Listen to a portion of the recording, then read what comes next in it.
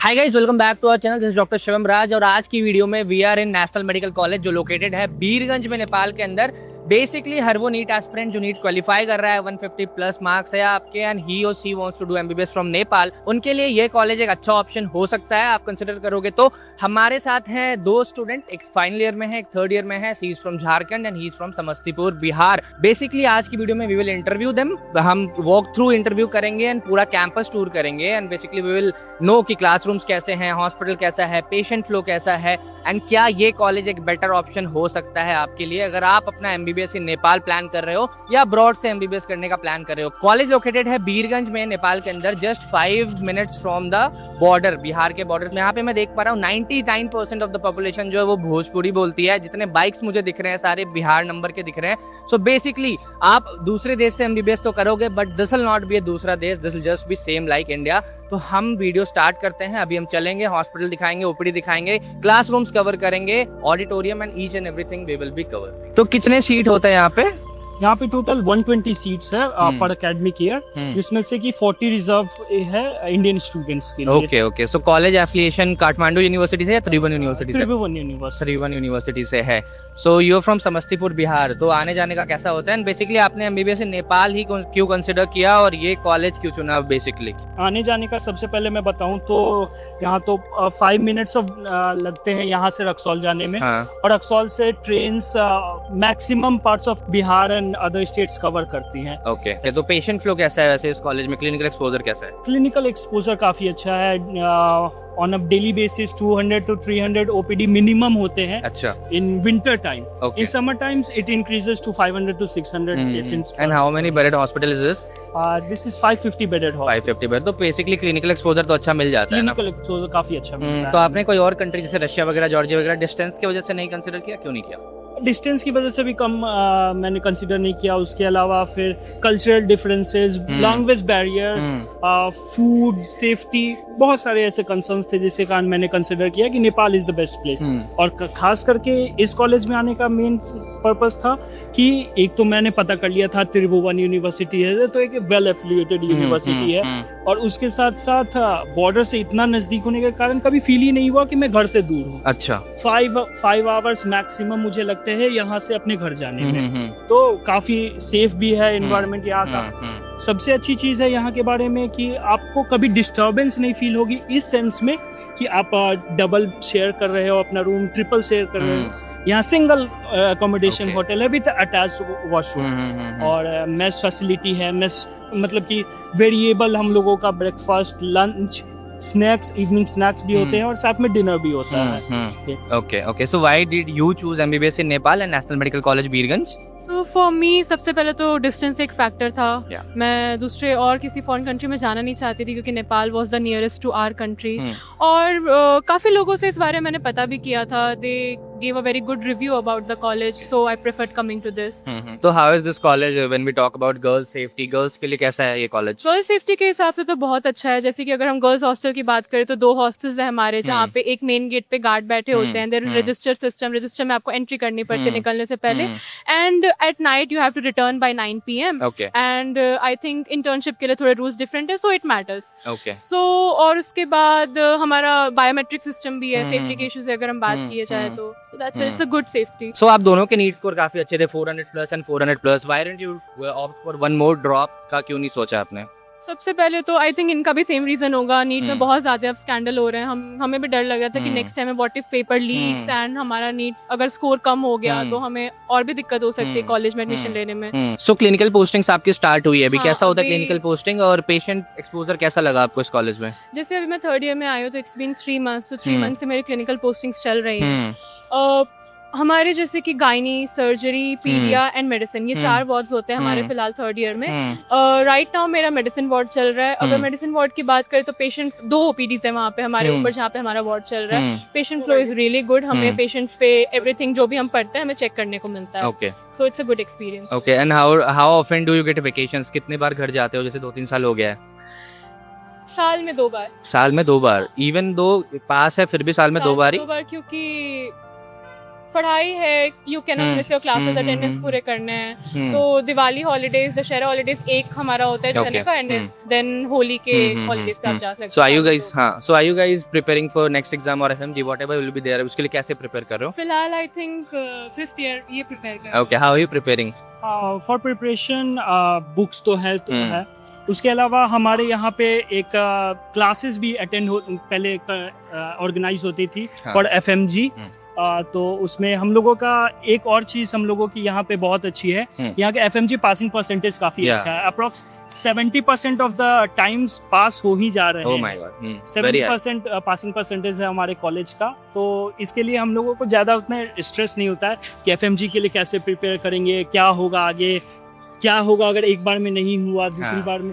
लेकिन 1 से 2 बार में यहाँ अच्छे से मतलब कि FMG रेशियो अच्छा है। इस बार का देखा हमने FMG पासिंग रेशियो ओवरऑल कुछ दिनों पहले आया, it's 12%। 12.8%। I think this is because overall जितने कंट्रीज हैं सबका मिला के इट्स 12, राइट? हाँ। नेपाल का पर्स से अगर हम बात करें तो it is almost 50 to 60 every year. 60 every year, and out of Nepal this college has approx 70%. Okay, because TU के एकेडमिक स्ट्रिक्ट होने का रीजन ये भी है कि आप पढ़ाई स्टार्टिंग से ही करते हो।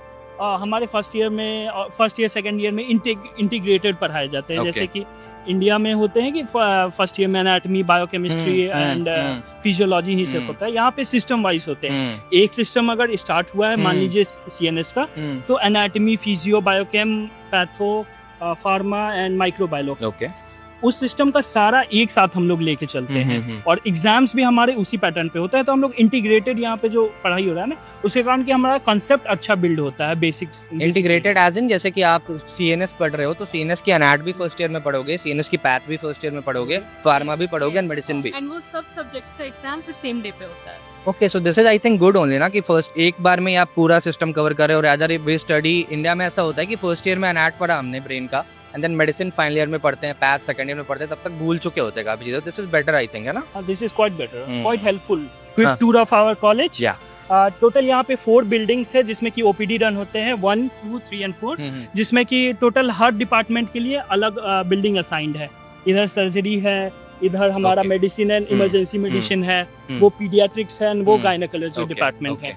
उसके अलावा हमारे पास एक ये फंक्शनल बिल्डिंग है जिसमें कि हमारा माइनर सब्जेक्ट्स होते हैं। साथ में एक यहाँ डेंटल कॉलेज भी है, national medical college, dental college.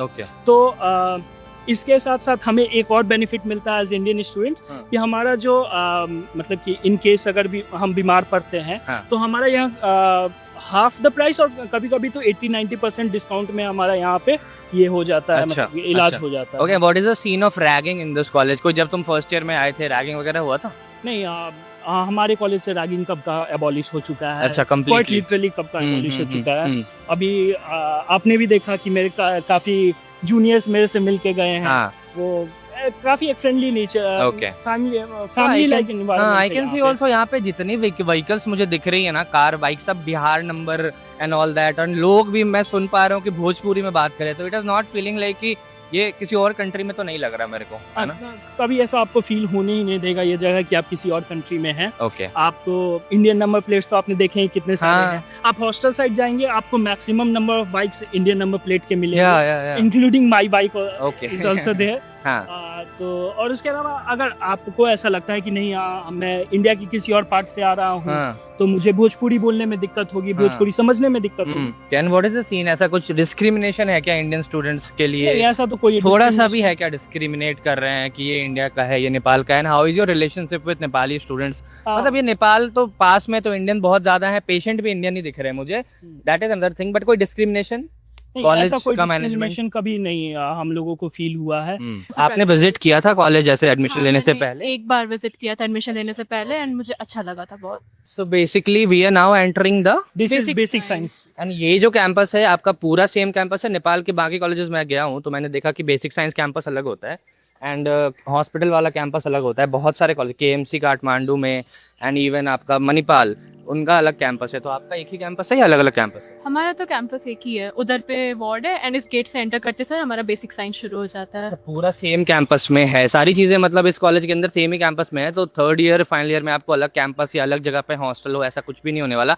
और हॉस्टल वगैरह मेस वगैरह आपका पूरे 5.5 साल का होता है? हाँ 5.5 साल। So what was the fees structure जो आपने पे किया इस कॉलेज में? फी स्ट्रक्चर मैंने ट्यूशन फी 55 lakhs पे की थी एंड देन ऑलमोस्ट इसके ऊपर 10 lakhs और आ ही जाते हैं अगर आप हॉस्टल और मेस की फीस इंक्लूड करते हो, तो Okay. पूरे 5 साल की है ये। तो टोटल पैकेज आपका जो आया वो 65 65 lakhs आया। around। सो इस बजट में आपको इंडिया में प्राइवेट मिल रहा था, नहीं मिल रहा था, क्यों चूज इट किया? वाज डिफिकल्ट टू फाइंड इस बजट में इंडिया में कॉलेज, तो इंडिया के colleges 80 lakhs IC 80 lakhs above जाते हाँ, हाँ। हैं and it almost reaches 1 CR। It reaches 1 CR। it तो reaches मतलब 1 अगर CR। किसी का बजट ऐसे बिल्कुल ही टाइट है कि 60 to 70 कंप्लीट बजट में कंप्लीट होना चाहिए MBBS, तो they can consider MBBS in Nepal, क्योंकि इंडिया में it minimum it will go up to 1 CR है ना। मतलब ये क्लासरूम है यहाँ पे।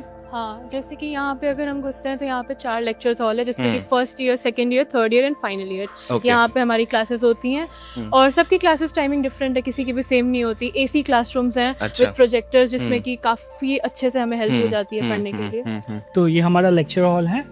टोटल 4 सेपरेट लेक्चर्स हॉल्स है। एवरी ईयर के लिए क्लासेस टाइमिंग डिफरेंट होते हैं और ये हमारा काफ़ी मतलब कि अरेंज्ड वे ऑफ सीटिंग है। मतलब कि centralised AC as you can see, हर लेक्चर थिएटर में 3 to 4 सेंट्रलाइज्ड AC है।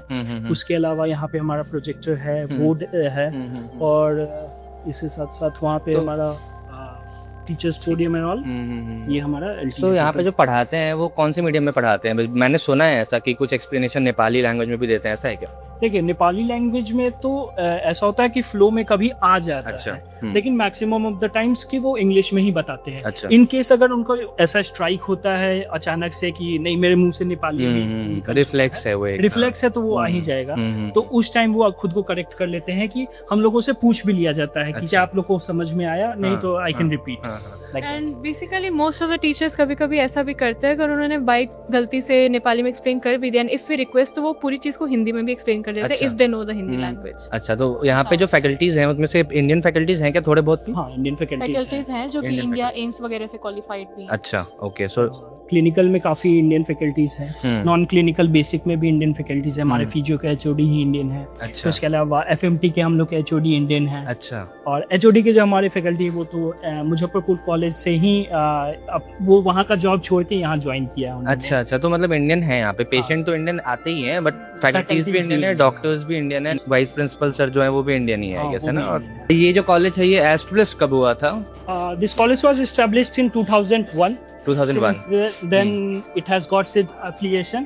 Affiliation ऐसा होता है कि किसी कॉलेजेस में होते हैं कि affiliation बीच में टर्मिनेट होते हैं ना, ऐसा इस कॉलेज के साथ कभी नहीं हुआ है। अच्छा। एफिलिएशन इसका मेंटेन है 2001 से और काफी अच्छा रनिंग हॉस्पिटल है इसका 2001 से ही। बेसिकली MBBS जब कंसिडर करते हैं तो we should always consider the college जो पुराना हो, जहाँ से बैचेस पास आउट हो रखी हो, क्योंकि इंडिया में अभी प्राइवेट के लिए व्हेन वी टॉक अबाउट ना, देयर आर फ्यू कॉलेजेस जहाँ पे बैचेस पास आउट भी नहीं हुई है, बट थोड़ा कम बजट के लिए Indian students are opting those colleges. You should not consider that, always consider the college जहाँ से काफ़ी बैचेस पास आउट हो चुकी हो, रिजल्ट हमारे सामने हो कि हाँ यहाँ के बच्चे आज कहाँ पे हैं, क्या कर रहे हैं, है ना। इसका एक एग्जांपल तो मैं खुद हूँ। मैंने इंडिया में यहाँ आने से पहले एक जगह पे मेरा ऑलमोस्ट एडमिशन फाइनल हो गया था, Okay. लेकिन उसके बाद हमें पता चला कि उस कॉलेज में ना तो पेशेंट फ्लो था, ना ही उस कॉलेज में हमें कैडेवर्स असाइन हुए थे, कुछ भी नहीं था। I know. इवन मैंने कुछ अमाउंट ऑफ मनी भी पे कर दी थी वहाँ पे, अपना मेरा एडमिशन ऑलमोस्ट 90% फाइनल हो गया था, बट उसके बाद हमें लाइक जानने को पता चलता है Yeah. कि कॉलेज नया है, शुरू हुए सिर्फ 2 साल हुए and no Yes. Cadavers, no Yes. Patient flow. फिर किसी ने मुझे यहाँ के बारे में बताया, लाइक सम फैमिली फ्रेंड, तो I got to know about this college जो कि काफ़ी पुराना है। यहाँ पे बहुत ज़्यादा experience doctors, teachers, faculties, everything यहाँ पे। Patient flow is really good, आपको कैडेवर्स प्रोवाइड किए जाते हैं। Basically it's a really good college to prefer. So when we talk about MBBS now, we have to go for college जहाँ पे reputed हो, जहाँ batches pass. Do you know someone of your senior जो कि आज India में PG कर रहे हो and all that? Yes, I do know some. There are people from your college? There are people who are pass out from this college and they're doing PG. PG in India. So you can perform good even if you do MBBS from Nepal or any other country also, or any other place you do MBBS. You have to learn the skills. You will become successful in life. There is no question about that. So this is library, है ना, central library this is. तो कितना पढ़ते हो आप यहाँ पे? Library काफी यूजफुल होता है आई थिंक MBBS में, है ना। हाँ, काफ़ी यूज़फुल होता है, और हमारे लिए तो मेडिकल स्टूडेंट्स के लिए हम लोग हाँ, yeah, this is second home. Central library हमारे लिए। This is our reading room, this is fully air condition, So will not disturb them much. How is the sectioning there? Like books का section कैसे divide है? जैसे books का section अगर हम देखे जाए तो यहाँ पे अगर आप देख सकते हो, यहाँ पे सारे MBBS PG वगैरह सबकी बुक्स यहाँ पे पड़ी हुई हैं। ऊपर आपको डेंटिस्ट्री और नर्सिंग की मिल जाएंगी। अगर हम यहाँ पे देखें सिटिंग एरिया में, तो यहाँ पे हमें इंटरनेट यूज़ करने को मिलता है, जहाँ पे कंप्यूटर प्लेस है। यहाँ पे हमें इंटरनेट, क्योंकि यहाँ पे वाईफाई नहीं है, बट अगर आपको इंटरनेट यूज़ करना है तो आप इस कंप्यूटर्स के थ्रू यूज़ कर सकते हो। एंड यहाँ पे बॉयज सिटिंग एरिया है, ऊपर गर्ल्स सिटिंग एरिया है, इधर PG रीडिंग रूम, हाँ इधर PG रीडिंग रूम एरिया है। तो यहाँ पे भी आपको सेम बुक्स चलती हैं इंडियन ऑथर्स की ही, and international obviously you can go for anywhere. So right now we are in front of girls hostel. Girls hostel पीछे, अंदर ऑब्वियसली नहीं जा सकते due to security reasons. So you will brief कि how is the hostel, how is the room. जैसे अगर आपको यहाँ पे दिख रहा है तो हमारे यहाँ पे सामने से मेन हॉस्टल एक नज़र आता है, जो कि सीनियर गर्ल्स हॉस्टल SK है। एंड देन यहाँ पे हमारा एक पाथवे जिससे हम पीछे जा सकते हैं, जहाँ पे एक और गर्ल्स हॉस्टल है जहाँ पे जूनियर्स रहते हैं। सो सीनियर्स जूनियर्स को बेसिकली डिवाइड किया गया हॉस्टल वाइज। एंड अंदर तो ऑब्वियसली आपको नहीं हम जा सकते, सेफ्टी इशू है यहाँ पे, इस गेट के अंदर सिर्फ लड़कियाँ ही जा सकती हैं। एंड अगर देखा जाए तो हॉस्टल रूम में हमें सिंगल रूम प्रोवाइड किए जाते हैं विद अटैच वॉशरूम। एंड अगर आप उसमें एडिशनल अपना AC लगाना चाहते हो, फ्रिज लगाना चाहते हो, with permission you can install single room with attached Single room with for attached entire washroom 5.5 years. for entire 5.5 है। I think it's a big thing for each and every girl जिसको अपना personal issues, personal hygiene, everything maintain, सबको personal space चाहिए होती है। And that's it. And हाँ, सबसे बड़ी बात यहाँ पे मेस हमारा, इस दोनों हॉस्टल का हमारा सेम मेस है, जहाँ की आपको सारी वीकली हमारा मेन्यू डिसाइडेड रहता है, एंड सारी फूडिंग फैसिलिटीज भी मतलब कैंपस के अंदर भी आई कैन सी कि गर्ल्स हॉस्टल का स्पेस है, उसके भी बाउंड्री अलग से कर रखी है। इट्स नॉट लाइक कि ओपन है, कैंपस के अंदर ही है। तो गर्ल्स हॉस्टल जितने भी है कैंपस के अंदर, उसके लिए बाउंड्री है, ये गेट है, ओनली गर्ल्स कैन एंटर, है ना। खाना कैसा मिलता है आपको यहाँ पे मेस में? इंडियन फूड मिलता है, एंड कितने बार क्या मिलता है? हमारा वीकली मेन्यू डिसाइड रहता है, breakfast, lunch, snacks and dinner. Okay. Snacks में हमें जैसे कभी अनहेल्दी हेल्दी दोनों चीज़ें मिलती हैं। पोहा भी मिलता है, चाउमीन भी मिलती है, ब्रेड मिलती है, चाय मिलती है, एवरीथिंग हेल्दी अनहेल्दी दोनों चीज़ें इंक्लूडेड है। पर डे का मेन्यू डिसाइडेड है। ब्रेकफास्ट में आपको 2 दिन लाइक ब्रेड्स के ऑप्शन मिलते हैं, रेस्ट डे हमारा लाइक चपातीज एंड चना की सब्जी, एवरीथिंग जो भी मेन्यू डिसाइडेड है। ओके। एंड डिनर में आपको इंडियन मेन्यू, नेपाली कल्चर में यहाँ पे एक नेपाली अचार बहुत फेमस है, वो भी यहाँ पे ये लोग हमें प्रोवाइड करते हैं। सो दोनों के दोनों टाइप ऑफ हमें मेन्यू देखने को मिलता है। Great. So we are now going towards boys hostel, है ना। गर्ल्स हॉस्टल देख लिया हमने, बॉयज हॉस्टल जा रहे हैं। This whole building is the girls hostel. हाँ। Total you can say around 4 floors, 90 to 80 rooms on every floor. Oh. And total number of girls hostel there are 2. अच्छा। So approx we can calculate around 600 to 700 rooms for girls hostel. तो basically guys कि मैं बताऊं आपको overall process कैसे होता है admission का। तो अगर आप MBBS नेपाल प्लान कर रहे हो, या फिर ये नेशनल मेडिकल कॉलेज बीरगंज, कोई भी कॉलेज नेपाल में प्लान कर रहे हो, तो you can just contact us on the given number, है ना। We will get everything done. आप एडमिशन नेपाल में डेफिनेटली ले सकते हो। अगर आप क्वालिफाई कर रहे हो, नीट इवन 150 160 मार्क्स भी आपके इस बार आ रहे हैं, एंड आप MBBS करना चाहते हो, डॉक्टर बनना है, तो definitely you can choose that. I am not telling you कि this is going to be a easy path, this is a tough path. आप इस पे 5.5 साल यहाँ MBBS करोगे, फिर इंडिया जाके वापस नेक्स्ट एग्जाम दोगे, and then you will do 1 year internship in India also. No.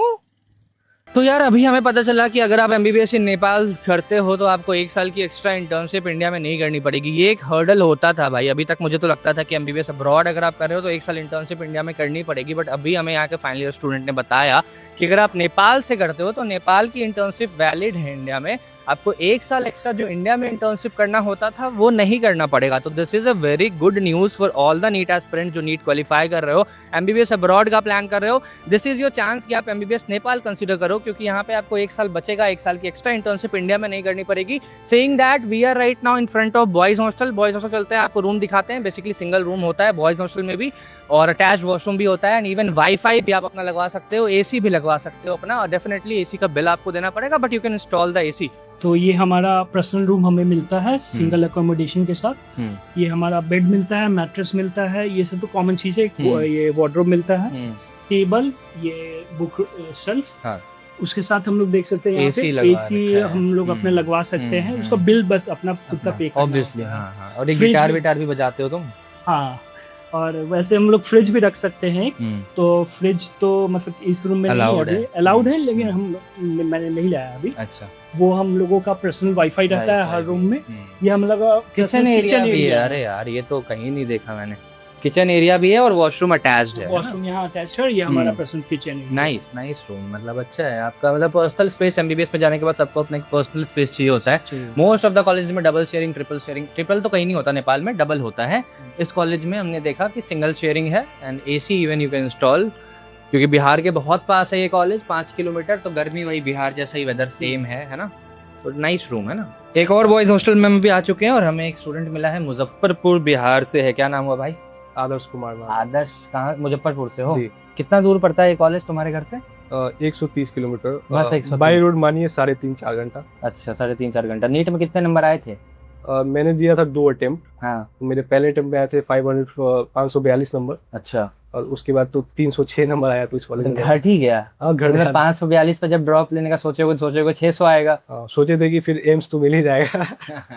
आपकी तरह मिल जाता है एम्स, लेकिन नहीं मिला अनफॉर्चुनेटली। मतलब ये चीज लोग बताते नहीं है कि ड्रॉप ईयर में बहुत बच्चों का मार्क्स कम भी हो जाता है ना। वो मतलब बाद में ज्वाइन करना, पेपर टफ आ रहा है, पेपर लीक हो जा रहा है, there are lot of things going on, है ना। पेपर लीक होना तो यहाँ पे समझिए कॉमन ही है, हर साल हो रहा है। हर साल हो रहा है। हाँ। तो घर वर कब जाते हो? कितना घर जाते हो साल में?